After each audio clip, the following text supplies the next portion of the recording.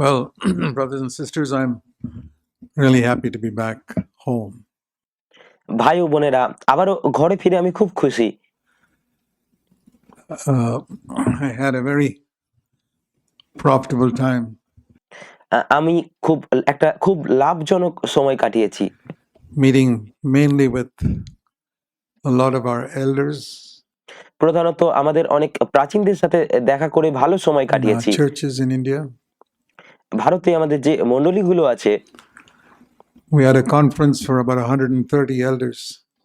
তাদের প্রাচীনদের সাথে দেখা করে আমাদের সেখানে প্রায় 130 জন প্রাচীনদের একটি সম্মেলন হয়েছিল। We have altogether about 230, আমাদের সব মিলিয়ে প্রায় 230 জন প্রাচীন আছেন, but 130 of them could come, and কিন্তু তাদের মধ্যে 130 জন আসতে পেরেছিলেন। it was a very, very profitable, refreshing time.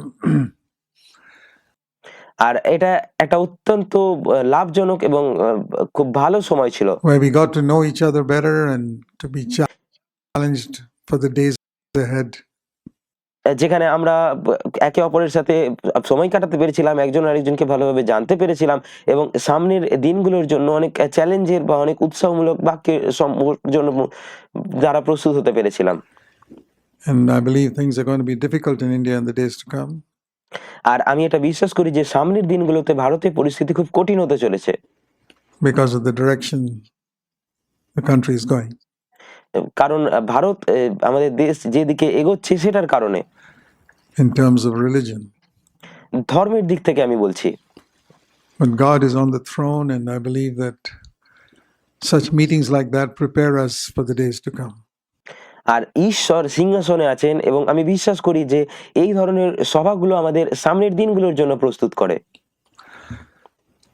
So,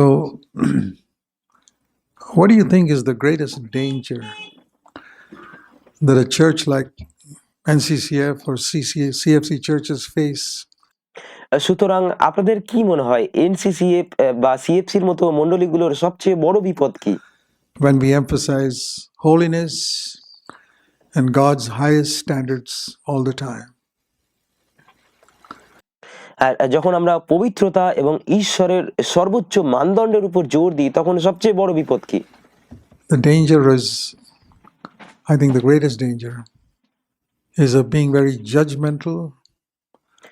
আর আমি মনে করি সবচেয়ে বড় বিপদ হলো অত্যন্ত বিচারপ্রবণ হয়ে ওঠা, On other churches, অন্য মণ্ডলীগুলোর প্রতি বিচারপ্রবণ হয়ে ওঠা, on other Christians who don't agree with us, অথবা অন্য খ্রিস্ট বিশ্বাসীদের প্রতি যারা আমাদের সাথে একমত নন তাদের প্রতি বিচারপ্রবণ হয়ে ওঠা, which can lead to being judgmental on people in this church আর আমরা এই মণ্ডলীতে থেকে তাদের বিচার করা শুরু করতে পারি who we see something wrong with. আর আমরা যদি তাদের মধ্যে কিছু ভুল দেখি তাহলে আমরা তাদের বিচার করা শুরু করে দিতে পারি। If you recognize the danger, you will steer clear of it. আর যদি আপনি এই বিপদটা চিহ্নিত করে নিতে পারেন, বুঝে নিতে পারেন, তাহলে আপনি এটা থেকে দূরে থাকতে পারবেন। So I want to warn all of you that this is the greatest danger. সুতরাং আমি আপনাদের সকলকে সতর্ক করতে চাই যে বিচারপ্রবণ হয়ে ওঠা এটাই সবচেয়ে বড় বিপদ।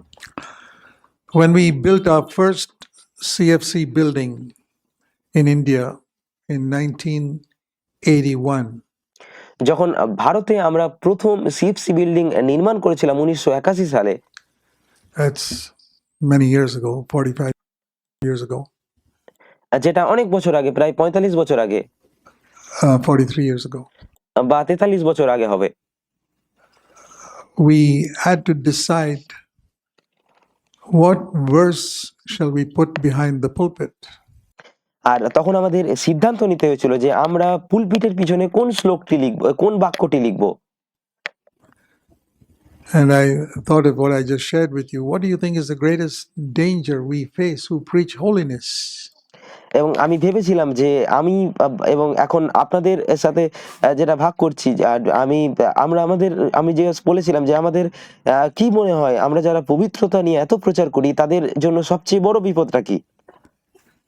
I said, I think it's being unmerciful to others. আর আমি বলেছিলাম আমি মনে করি যে সবচেয়ে বড় বিপদটা হলো অন্যদের প্রতি নির্দয় হওয়া বা দয়া না রাখা। So I said, let's have this verse behind the preacher on the pulpit above আর আমি বলেছিলাম যে প্রচারকের পিছনে, পুলপিটের পিছনে এই বাক্যটি থাকুক। him. Be merciful to others just as God has been merciful to you. আর এই পদটি হলো অন্যদের প্রতি দয়ালু হও ঠিক যেমন ঈশ্বর তোমাদের প্রতি দয়ালু হয়েছেন। And we have had that verse over us for 40 years. এবং এই পদটি আমরা আমাদের প্রায় 40 বছর ধরে এটা রেখেছি। And a constant reminder for all those who get into the pulpit এবং যারা পুলপিটে ওঠে তাদের জন্য এটা একটা অবিরাম একটা একটা চিহ্নের মতো, স্মরণ করিয়ে দেওয়ার মতো। whatever standard you live by, আপনি যেরকম মানদণ্ডেই জীবনযাপন করুন না কেন, whatever standard you preach, আপনি যে মানদণ্ডই প্রচার করুন না কেন, God's standards in the church, ঈশ্বরের মানদণ্ড অনুসারে প্রচার করুন। don't forget to be merciful. আর ঈশ্বরের মানদণ্ড অনুসারে, এই বাক্যের মানদণ্ড অনুসারে দয়ালু হতে ভুলবেন না। And steer clear of judgmentalism. এবং বিচার প্রবণতা থেকে দূরে থাকুন।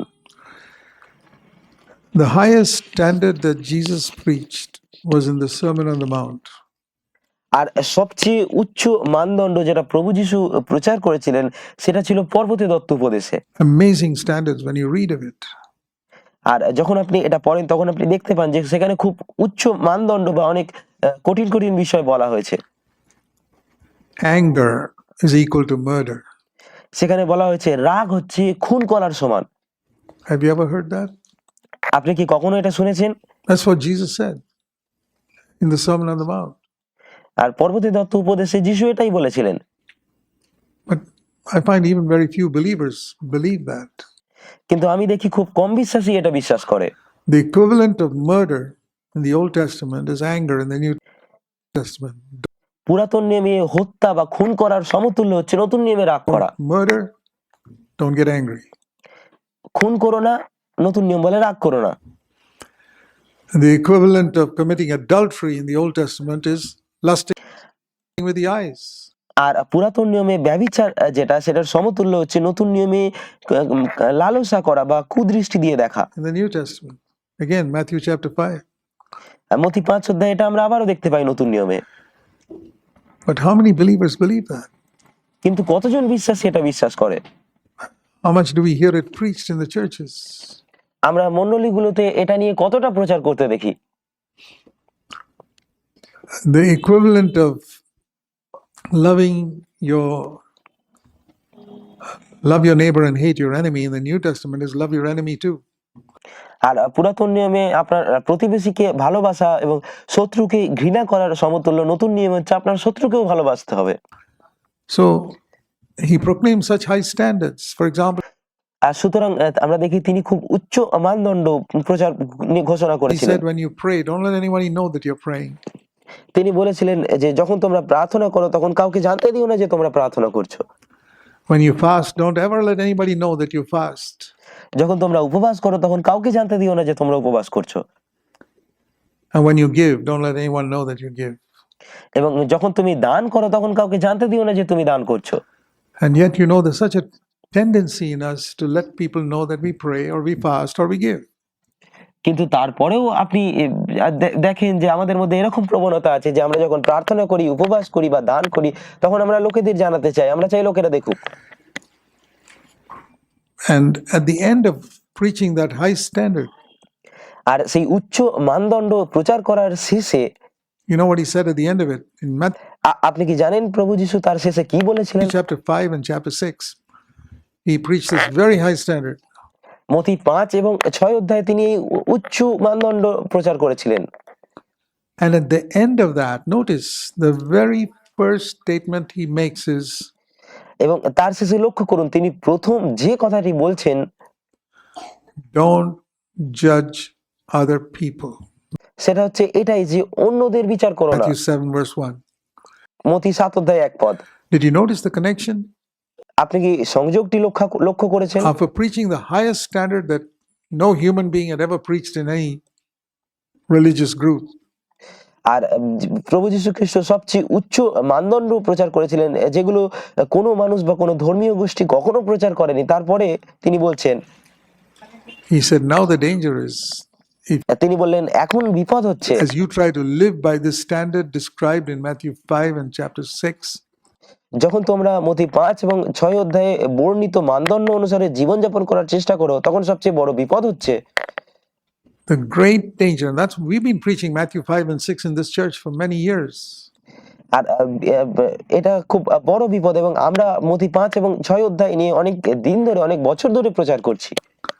The very next thing he says, be careful that you don't judge other people. আর তারপরেই ঠিক বলা হচ্ছে যে খুব সতর্ক থাকো যে তোমরা অন্যদের বিচার করো না। Don't look for that speck in somebody's eye. অন্যদের চোখের কুটা বার করার চেষ্টা করো না। And I believe that we need to hear that again and again and again. আর আমি বিশ্বাস করি যে আমাদের এটা বারবার শুনতে হবে। And even, you know, you can say you love your wife and yet you can be looking for specks there. এমনকি আপনি জানেন, আপনি বলতে পারেন যে আপনি আপনার স্ত্রীকে ভালোবাসেন এবং তারপরেও আপনি সেখানে কুটা খুঁজছেন। You may not say it, but you could have an attitude towards your wife or your husband saying, why does he do that? আর আপনি হয়তো মুখে এটা বলেন না, কিন্তু আপনি আপনার স্ত্রীর প্রতি বা আপনার স্বামীর প্রতি এমন মনোভাব থাকতে পারে আপনার মধ্যে যে সে কেন এমনটা করে। You may control yourself by not saying it. আপনি হয়তো নিজেকে নিয়ন্ত্রণ করে রাখতে পারেন সেটাকে না বলার দ্বারা, But that attitude can ruin your relationship in marriage. কিন্তু আপনার সেই মনোভাব আপনার সম্পর্ক এবং আপনার বিবাহকে ধ্বংস করে দিতে পারে। How many people believe that? কতজন মানুষ এটা বিশ্বাস করে? How many people are quick to judge themselves saying, I shouldn't have that attitude. The Lord has told me, don't judge. Don't judge. কতজন মানুষ দ্রুত নিজেদের এটার সম্পর্কে বিচার করে বলে যে আমার মধ্যে এমন মনোভাব থাকা উচিত নয়, প্রভু আমাকে বলেছেন বিচার না করতে। Judge does not mean that I don't just express it. বিচার না করার অর্থ শুধুমাত্র এটা নয় যে আমি এটা প্রকাশ করি না। Judgment is an inward thing. বিচার করা একটা অভ্যন্তরীণ বিষয়, এটা ভিতরের বিষয়। It means I should not even form that judgmental opinion about somebody. এর অর্থ হলো আমরা কারোর সম্পর্কে একটা কোনো বিচারপূর্ণ মতামত মনের মধ্যে তৈরি করব না। It's a very high standard. এটা খুব একটা খুব উচ্চ মানদণ্ড। But it's no use keeping all those high standards in the New Testament. I don't lust, I don't get angry, I got victory over all that. কিন্তু নতুন নিয়মে সেই উচ্চ মানদণ্ড রাখার কোনো লাভই নেই যে আমি রাগ করি না, আমি ব্যভিচার করি না, আমি অভিশাপ দিই I না, don't tell other people how much I pray, I don't tell other people how much I fast. আমি অন্য লোকেদের বলি না আমি কতটা প্রার্থনা করি বা আমি কতটা উপবাস করি। Great. এটা ভালো কথা, But then I judge other people. কিন্তু তারপর যখন আমরা অন্য লোকেদের বিচার করি, It's like making a beautiful dish, cooking a beautiful dish and then putting a dead lizard inside it. এটা ঠিক এমন যে একটা খুব সুন্দর খুব ভালো রান্না করা এবং তারপর তার মধ্যে একটা মৃত টিকটিকি ফেলে দেওয়া, You spoil the whole thing. সেটা পুরো খাবারটাকেই নষ্ট করে দেয়। It's exactly what's happening. How do আর ঠিক এরকমটাই I ঘটছে। know? I've done it myself. আর আমি কিভাবে এটা জানি? কারণ আমি নিজেও এটা করেছি। That's how I know. সেই জন্যই আমি জানি এটা। You make this wonderful dish, cook something, আপনি খুব ভালো একটা রান্না করেন, and then spoil it all by judging others. তারপর সেটাকে অন্যদের বিচার করার দ্বারা সেটাকে পুরোই নষ্ট করে দেন। Put a dead lizard inside সেটার মধ্যে একটা মৃত টিকটিকি ফেলে দেওয়ার দ্বারা সেটাকে নষ্ট করে দেন and ruin the whole thing. এবং সম্পূর্ণ জিনিসটাই আপনি নষ্ট করে ফেলেন।